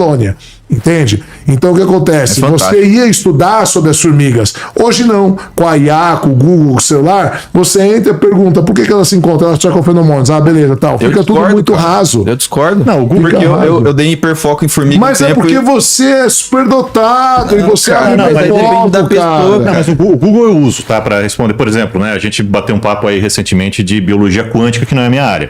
Aí eu dei um Google ali para ver os artigos, e aí, que acho que no fundo é uma IA que ele acaba utilizando ali também. Hoje sim, E aí, mas assim, ele traz os artigos, eu gosto de ver a referência primária. Eu também. Exato. Nem Pede que lá se- no Gemini, cara. nem que Me dê seja as assim. fontes e os papers, por exemplo. Ele vai te Pronto, dar. aí sim, aí beleza, aí curti. Porque eu gosto de ver a fonte primária e muito, a gente tem muito na literatura, uma coisa bacana, tipo biologia quântica. Eu vi que tinha um artigo de revisão sobre biologia quântica, que um cientista, um grupo de cientistas ali, fez uma revisão sobre esse assunto que passou por pares, passou pela revisão de pares, que é uma coisa importante na isso. ciência, passou pelo crivo, né, de outros cientistas, beleza? Que aí falaram, não, essa é uma revisão bacana Sim. sobre esse assunto. Às vezes eu não tenho tempo de ler a revisão inteira, mas muitas vezes lendo o resumo eu já tenho uma ideia boa daquele assunto, artigo né? diz, é. Então assim, isso é uma coisa legal para fazer, né? Claro que eu acho que cada vez mais a IA vai estar alimentada com boas informações e vai ser cada vez mais fidedignas, né? Que Mas- inclusive dá pra fazer, deixa eu inclusive fazer o meu jabar aqui, que agora eu tenho treinamento, né, cara? Que é pra fazer canal no YouTube utilizando IA. Então dá pra Boa, você fazer então. Mas muito você canal tá e até estudando ganhar sobre grana com isso, isso. então. Não, exato, então você aí que, enfim, tem interesse, cara, de começar a ganhar grana na internet ali, eu falo tudo, eu dei tudo que eu tenho nesse treinamento, vai estar aí no QR Code e tal. Lá ele. Mas lá tem todo o passo a passo, cara. Se você tem interesse em de fato crescer no YouTube. Eu, trabalho com o YouTube há mais de 5 anos. Cresci esse podcast por causa do conhecimento ali. Disso, a questão do thumbnail, do título, influencia muito. E hoje com a IA você pode fazer muita coisa também. Então, se você se interessa, cara, o QR Code também tá no primeiro link ali da descrição. E é isso. Mas voltando, você estava fazendo uma crítica à IA em relação ao uso da lógica, é isso, né? Então, na verdade, assim, eu acredito não, tenho certeza que existem tecnologias que são irreversíveis. E a IA é uma delas. Perfeito, concordo. Né? Então, por exemplo, quando surgiu a luz elétrica, você acredita que teve passeata contra a luz elétrica? Porque ia deixar milhares de pessoas que acendiam os lampiões todas as noites desempregados. Quando surgiu o carro, teve passeata nas ruas contra a popularização do carro, porque as charretes e os criadores de cavalo iam. Então o ser humano ele é retrógrado. Né? E a Inquisição e as cruzadas, elas queimaram. Nós somos um animal sem memória.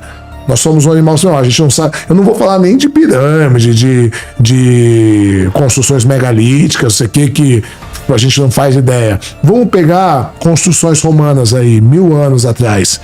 O concreto romano, ele é muito melhor do que o concreto que a gente tem hoje, que à medida que o tempo vai passando, ele vai se tornando mais forte e a gente não sabe como foi feito. A gente não sabe como foram feitos. Não se consegue reproduzir o concreto romano. Você sabia que o Coliseu, por exemplo, ele enchia de água e ele tinha uma cobertura De batalha quando tinha naval muito ali. sol para ter batalha naval e a gente hoje não consegue replicar. Literalmente eles tinham de água ali. Enchiam de água navio para fazer batalha naval, para reencenar batalhas navais que eles ganharam. Caralho. Não sabia disso. A gente não sabe por quê. Porque o cristianismo. Como que a gente sabe disso, na verdade? Porque tem alguns registros. O que sobrou dos registros, a maioria foram os árabes que mantiveram. O que a gente sabe de Platão, de Aristóteles, de outros filósofos, foi o mundo árabe que preservou. Porque o cristianismo, o que eles faziam? Eles queriam cristianizar uma cidade, eles chegavam, queimavam as bibliotecas, todo o conhecimento, matavam os idosos e os sacerdotes, porque quem transmitia o conhecimento eram os sacerdotes. E aí eles criavam aquela nova geração como cristã. Entende? Então nós somos um animal sem memória. A gente não sabe coisas de 1000 anos atrás. Não estou falando de 10 mil anos atrás, 5 mil anos. Por exemplo, a Suméria. A Suméria a origem da humanidade, a Epopeia de Gilgamesh, que são os escritos mais antigos da história da humanidade. Ela já falava de um dilúvio, ela já falava de uma cobra falante, ela já falava de gigantes 1000 anos antes da Bíblia começar a ser escrita. Essas mitologias foram emprestadas. Foram né? todas aculturadas, eu acho, né? Eu não gosto de falar plágio, eu acho que com as misturas das civilizações, né? Os egípcios tinham mitos de dilúvio. Hoje a gente já sabe cientificamente que mesmo se você juntar toda a água possível do planeta, a água submersa, a água dos oceanos, a água tal, a gente não consegue cobrir o planeta inteiro de todas as montanhas de água. Porém, contudo, entretanto, a Suméria ela nasce na Mesopotâmia. que significa terra entre rios, que era entre o rio Tigre e o rio Eufrates. E existem evidências geológicas que há cerca de 15 séculos antes da Era Comum, que é mais ou menos a 1.500 anos antes da Era Comum, que supõe-se que ocorreu o dilúvio, existiu grandes inundações naquela área. Então, para quem vivia naquela área, aquilo é no mundo inteiro. Então, com o tempo, a mitologia foi transformando num dilúvio global. Entende? Então, assim, o ser humano é um animal sem história. A gente está construindo nossa história, a gente está descobrindo as coisas, a gente tem registro, a gente tem nuvens, a gente tem não só livros, mas a gente não sabe das nossas origens. A gente não sabe muita coisa da gente. E existem lacunas. Né? E tem coisas que talvez a gente nunca saiba, que é uma coisa que a ciência admite e a religiosidade não. E eu não estou falando mal da religião em si, porque eu acho que tem gente que precisa da religião. Tem gente que, se você tirar Deus, por isso que Nietzsche chamava de muleta metafísica, porque a muleta ajuda você a andar. Entendeu? Mas ela é metafísica por quê? Porque você não sabe se é verdade ou não. Então tem gente, e aí vai ter um efeito Danny Kruger, vai ser estudado por um estudioso que ele escreve um livro chamado Peter Burker. Ele escreve um livro chamado A Ignorância. E eu tinha uma brincadeira na faculdade de filosofia com um amigo meu que eu falava assim: a certeza é privilégio dos ignorantes. Eu acho. Eu acho. É mais ou menos isso. Mas é isso. E aí depois Peter Bunker escreve um livro sobre isso, chamado A Ignorância, o efeito Dunning-Kruger. Quanto mais iletrada a pessoa é, quanto menor o QI dela, quanto menos instrução ela tem... Você tem certeza que tá usando o relógio, cara? Eu tenho, porque tô com ele no meu braço.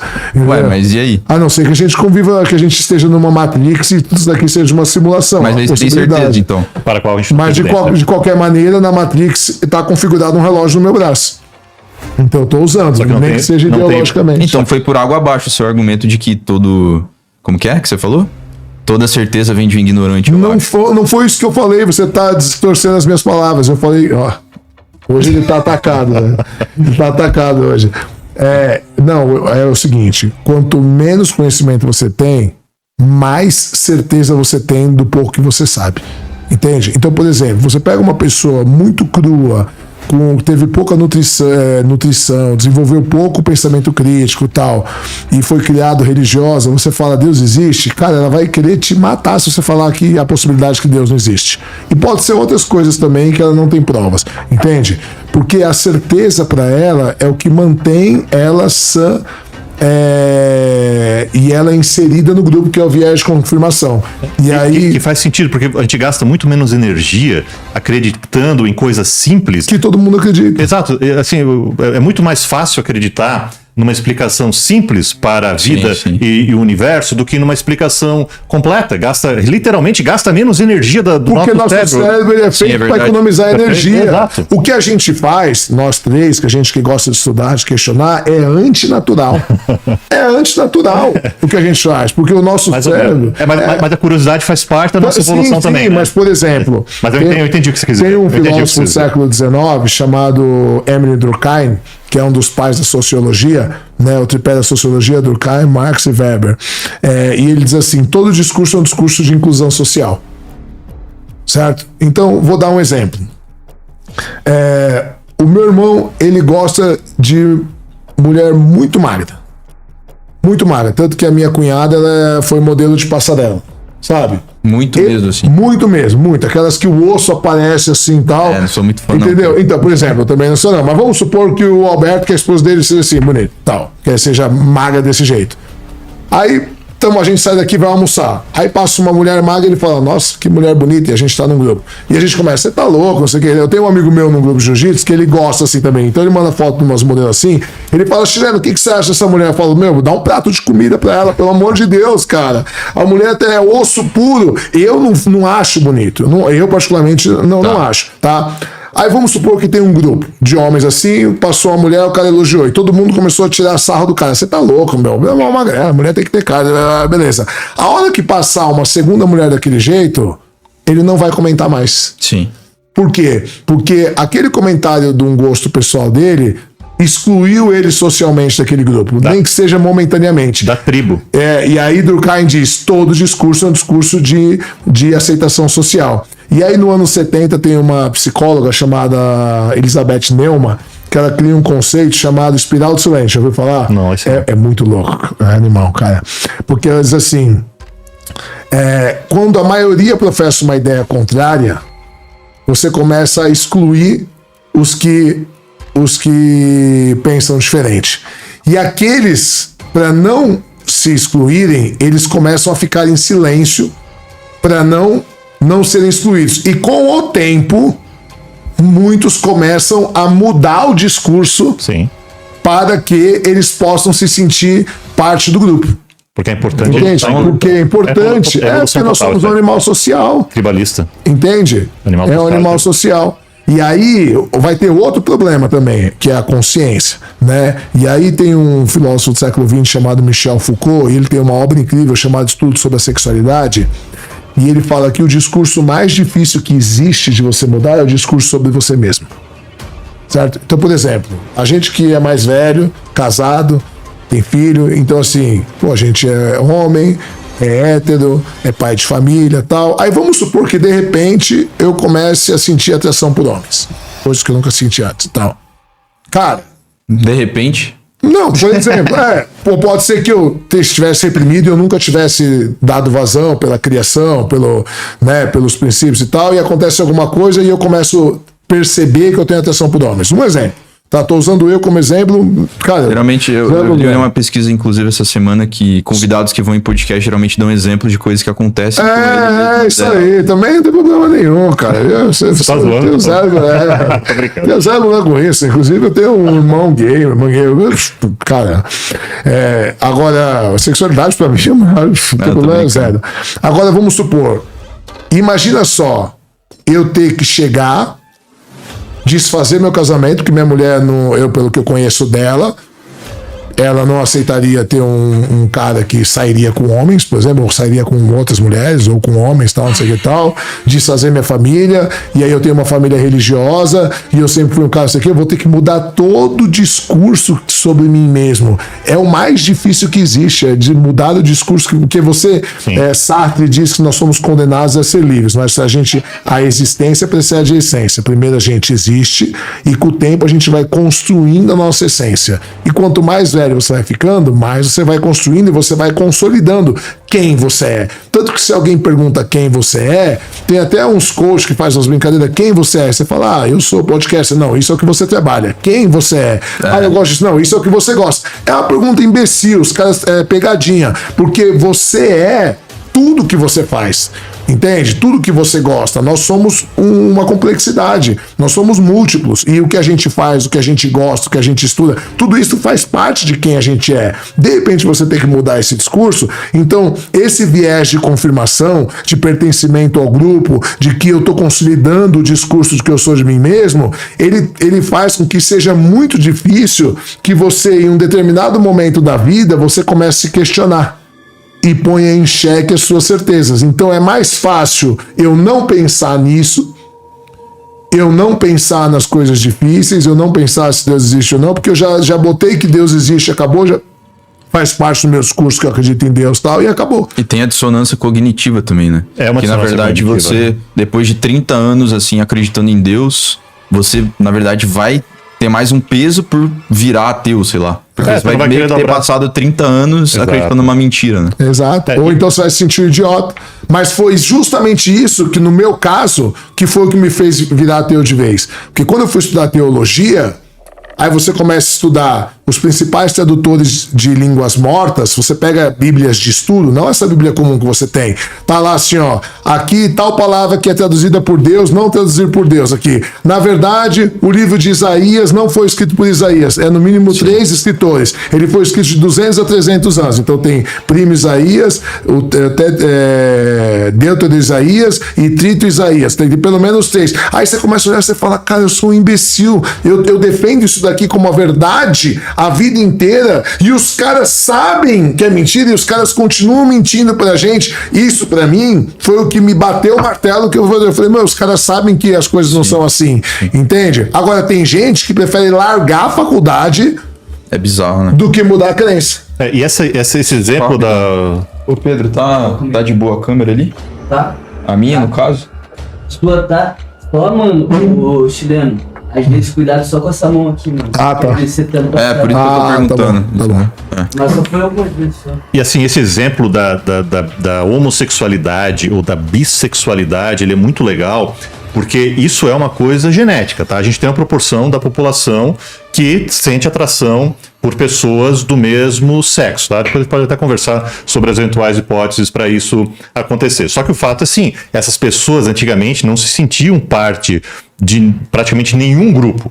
Beleza? Com o tempo isso está mudando. Então hoje, por exemplo, né, o que a gente chama, né, de gay cis, ou seja, né, homossexuais masculinos que se vestem como homem, eles são perfeitamente aceitos na sociedade, exercem cargos políticos. Não, a bissexualidade normal entre as novas gerações. Ah, eu namoro menino e menina, eu gosto de pessoas. Tranquilo. Não tem mais essa repressão social que tinha antes, nem religiosa. Ainda, Exato. assim, a galera que é gay trans já ainda tem Nem uma sei o que certa... isso significa, cara. Não, trans é aquela, por exemplo... Não, gay trans. É o cara que se veste como mulher, por exemplo, sabe? E aí já... Não, mas aí o cara nasceu como homem ou nasceu... Não importa, assim, ele é uma pessoa... Vamos pegar assim... Eu posso explicar se vocês quiserem.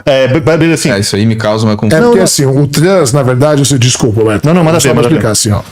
O trans é a pessoa que nasceu com o cérebro errado e no corpo errado. Então, Não, por mas exemplo, fala calma, deixa eu quesito explicar. Você biológico. perguntou, mas você não deixa eu... Calma, vou explicar.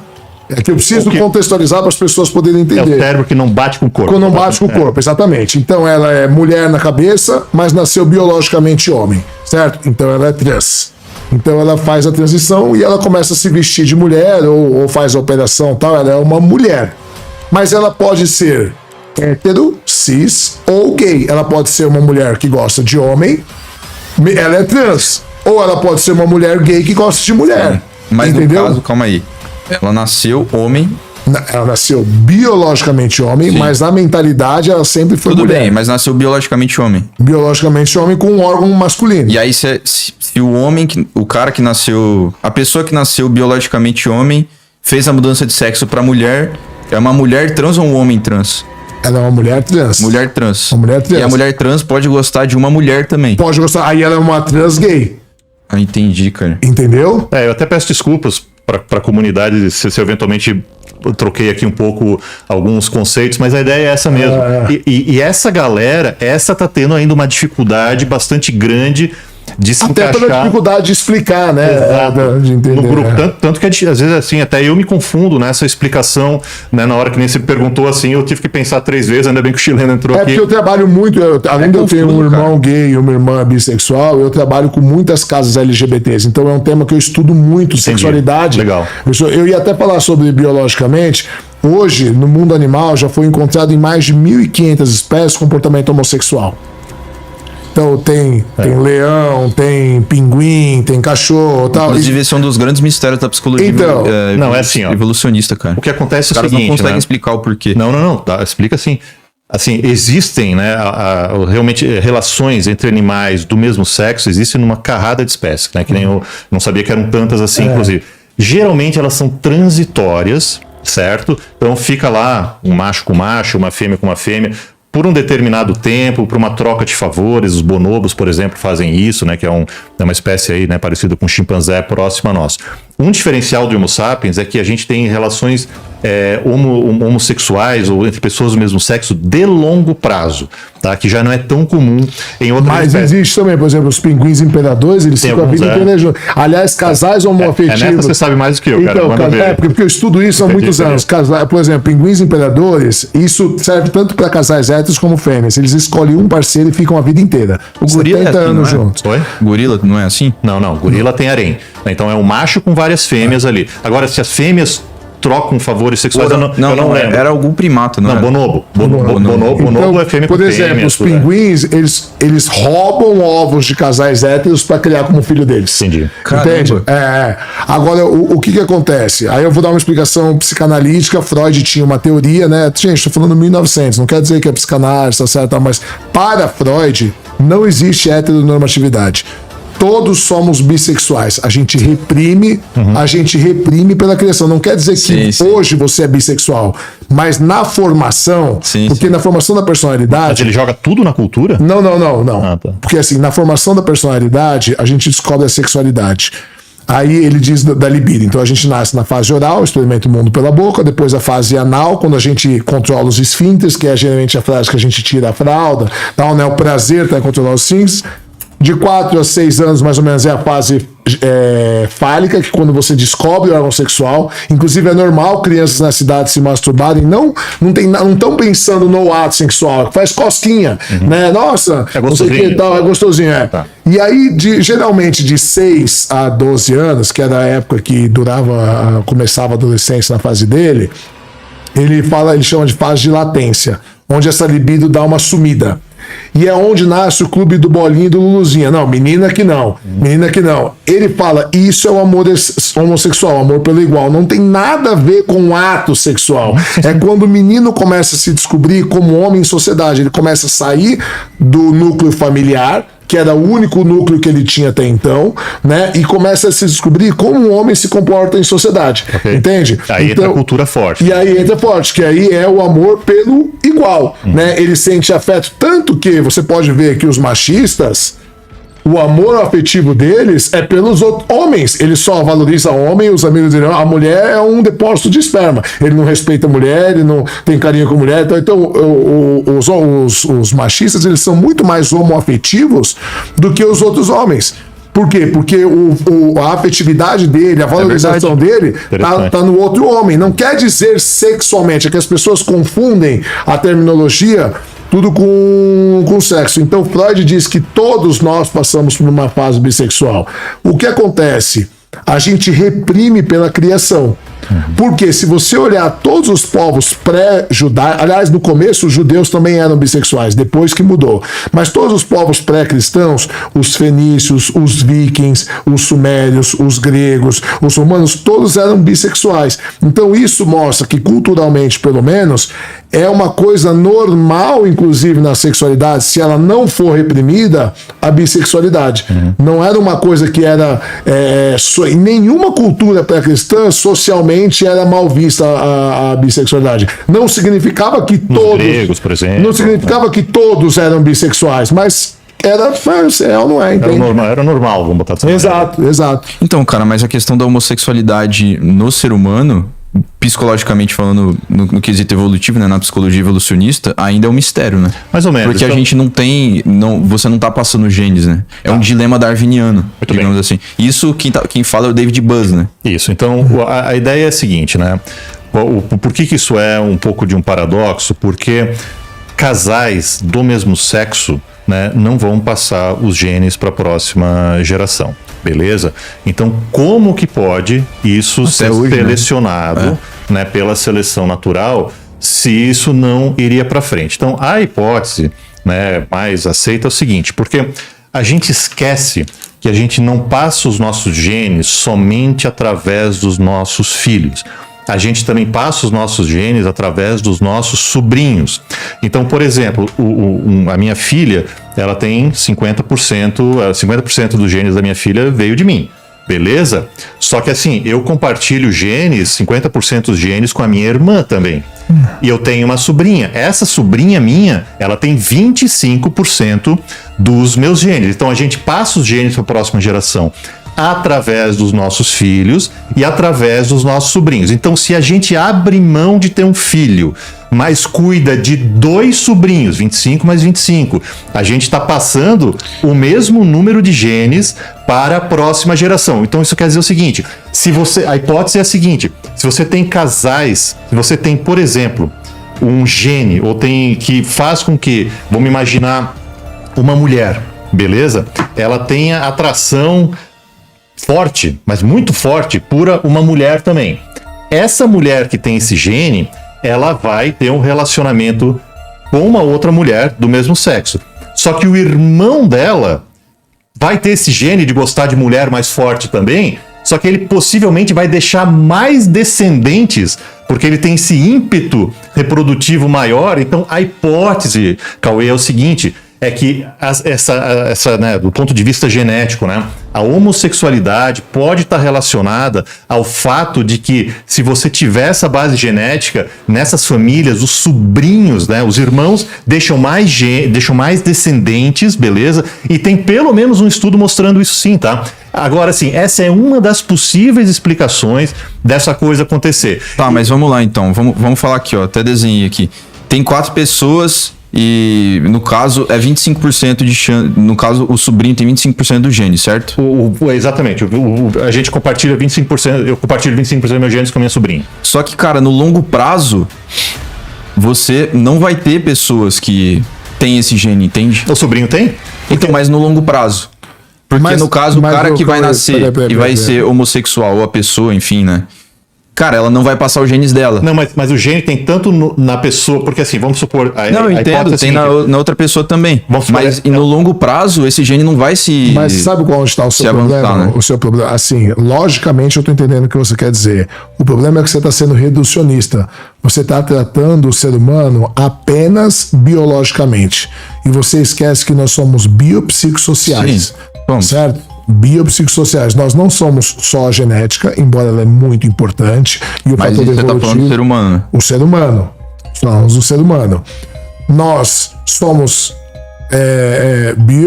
biopsico. O psico é o que as nossas personalidades, como é construída a nossa personalidade, e o social que a gente está envolvido. Por Não, isso mas é isso que eu tô falando, do ponto de vista da psicologia evolucionista. Calma, mas é isso que eu tô tentando te explicar. É o que eu tô tentando explicar. Por isso que a bissexualidade, ela faz muito mais sentido, porque, por exemplo, os gregos, eles tinham as mulheres deles para reprodução, mas eles pensavam que o sexo do prazer e que dava mais, e que inclusive transmitia conhecimento para os gregos, inclusive era uma honra para um pai ter o filho perder a virgindade com um filósofo, entende? Mas eles tinham as mulheres deles, era importante as famílias, os filhos, não sei o quê, mas o prazer eles faziam com outros homens. Então, se você parar a pensar, a bissexualidade faz muito mais sentido e não atrapalha o fator genético. Sim. E era socialmente aceita. Entende? Então a gente tem que entender que a sociedade ela vai evoluindo também e as coisas, e a gente está num momento de transição. Não, não tô, pelo amor de Deus, não tô condenando nada. Não, a gente está tentando explicar porque assim, a homossexualidade ela é uma questão que foi pensada por inúmeras pessoas. E qual é o problema? O problema é que a gente ainda não conseguiu isolar um gene da homossexualidade. Isso. A gente não conseguiu aí, não quer dizer que não exista. Por exemplo, Tem alguns candidatos, alguma coisa, mas o fato, Cauê, e aí eu concordo contigo, não existe uma resposta definitiva a um essa dilema, né? pergunta. Não, assim, mas é um assunto científico que não é da minha área, vou deixar isso bem claro também, mas assim, eu sei que existem estudos trabalhando em cima disso, especificamente em relação a essa hipótese. O que o chileno está trazendo, que é interessante também, é o fato que existe uma questão cultural de repressão a uma eventual bissexualidade que seria mais natural na minha espécie. Confesso que eu vou estudar um pouquinho sobre isso, mas que para mim faz sentido, porque inclusive, se historicamente... a gente você achar lógico, me liga, tá? Peraí, me passa contato aí, meu querido. Não, legal. Não, a gente tá fazendo brincadeira, Mas aqui, você mas no bom percebe, sentido. mas você percebe, mas aí é assim que funciona a ciência. A gente vai colocando hipóteses, a gente vai colocando, e aí começa-se a ter estabilidade, aí começa-se a fazer estudos. Isso é ciência. Rapidinho, 10 segundos, se inscreve aqui no canal, é realmente muito importante. Parece que 70% aí das pessoas que assistem não estão inscritas. Se inscreve aí, a gente traz cada vez mais conteúdos, mais episódios e etc. Valeu. Cara, esse episódio foi uma aula. Várias aulas ao mesmo tempo. Vou destrinchar o que mais me atingiu porque tem muita coisa boa aqui. Primeiro, o argumento do Alberto sobre a origem de Deus na evolução humana. Ele explica que Deus nasce como tentativa de explicar fenômenos naturais que a humanidade não entendia. Raio, trovão, morte, colheita. E que à medida que a educação avança e as sociedades ficam mais ricas e esclarecidas, a necessidade de explicação sobrenatural diminui proporcionalmente. Isso não é chute, isso tem dado empírico. Os países mais seculares do mundo, norte da Europa, Escandinávia, são exatamente os que têm maior IDH, maior expectativa de vida e menor desigualdade. Não é coincidência, é correlação documentada em estudos. A religião não produz prosperidade.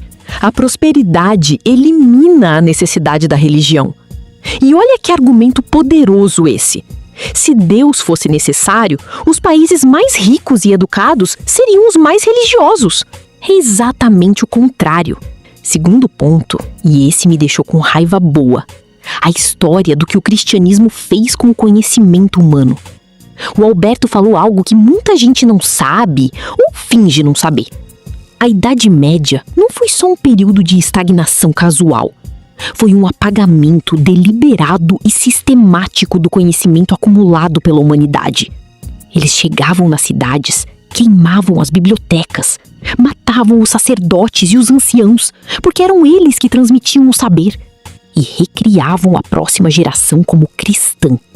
Tudo que sobrou de Platão, de Aristóteles, de boa parte da filosofia grega foi preservado pelo mundo árabe. O conhecimento que fundamenta o pensamento ocidental moderno foi salvo pelos muçulmanos, enquanto os cristãos queimavam tudo.